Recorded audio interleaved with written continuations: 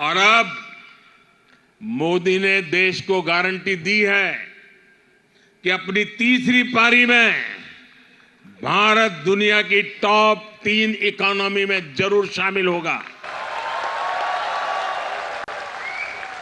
आप सभी जानते हैं कि बीते 10 वर्षों में भारत 10वें नंबर की आर्थिक ताकत से ऊपर उठकर दुनिया में 5वें नंबर की आर्थिक शक्ति के रूप में उभरा है। और अब मोदी ने देश को गारंटी दी है कि अपनी तीसरी पारी में भारत दुनिया की टॉप 3 इकोनॉमी में जरूर शामिल होगा।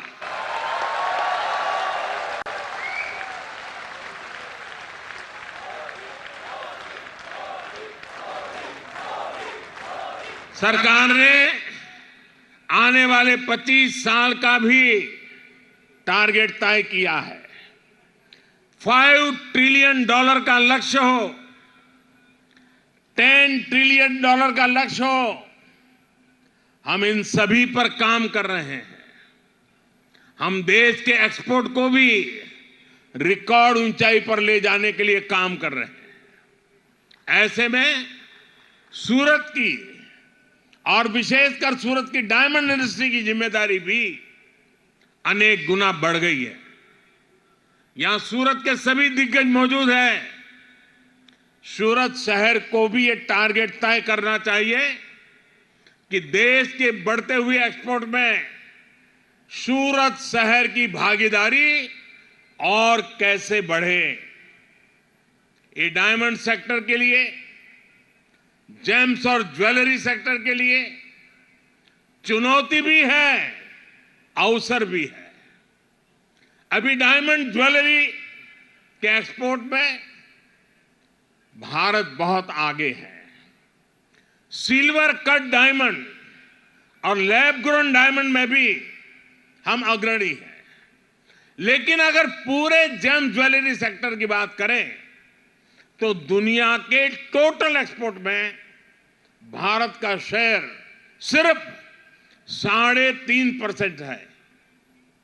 सूरत अगर ठान ले तो बहुत ही जल्द जेम्स ज्वेलरी एक्सपोर्ट में डबल डिजिट में आ सकते हैं।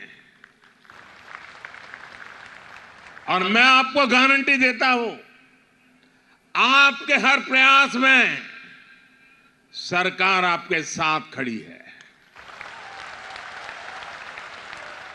हमने तो पहले से ही इस सेक्टर को एक्सपोर्ट प्रमोशन के लिए फोकस एरिया के रूप में चुना है।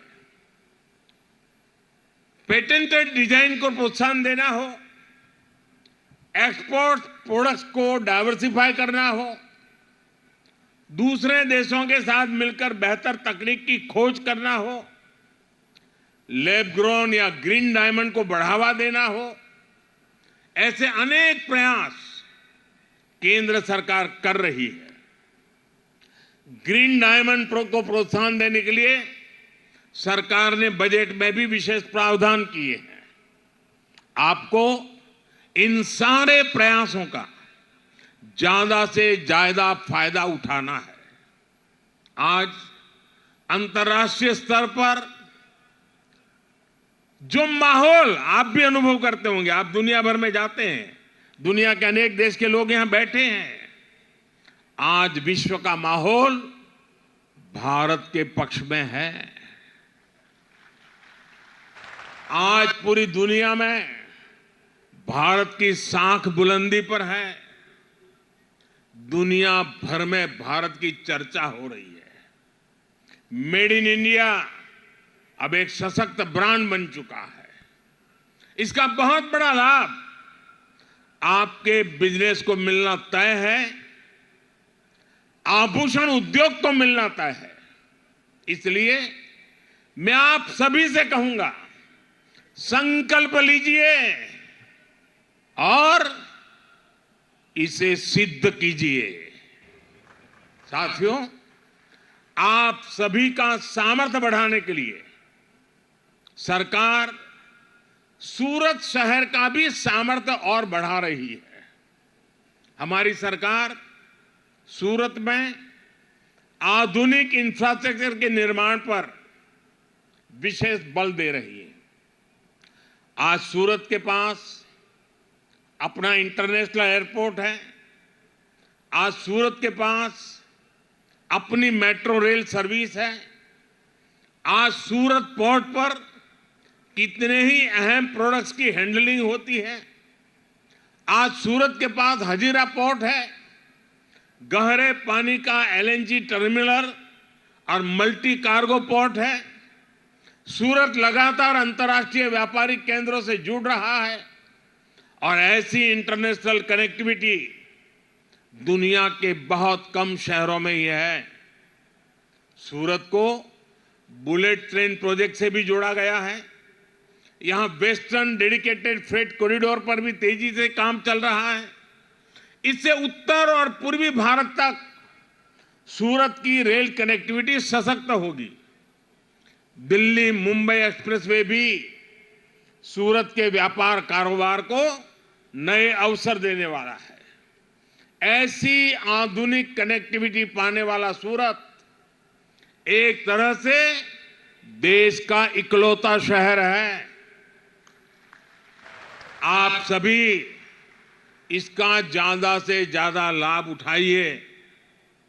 सूरत आगे बढ़ेगा तो गुजरात आगे बढ़ेगा और गुजरात आगे बढ़ेगा तो मेरा देश आगे बढ़ेगा। इसके साथ और अनेक संभावनाएं जुड़ी हुई है। इतने देशों का लोगों का यहां आना जाना है, एक प्रकार से एक ग्लोबल सिटी के रूप में कन्वर्ट हो रहा है।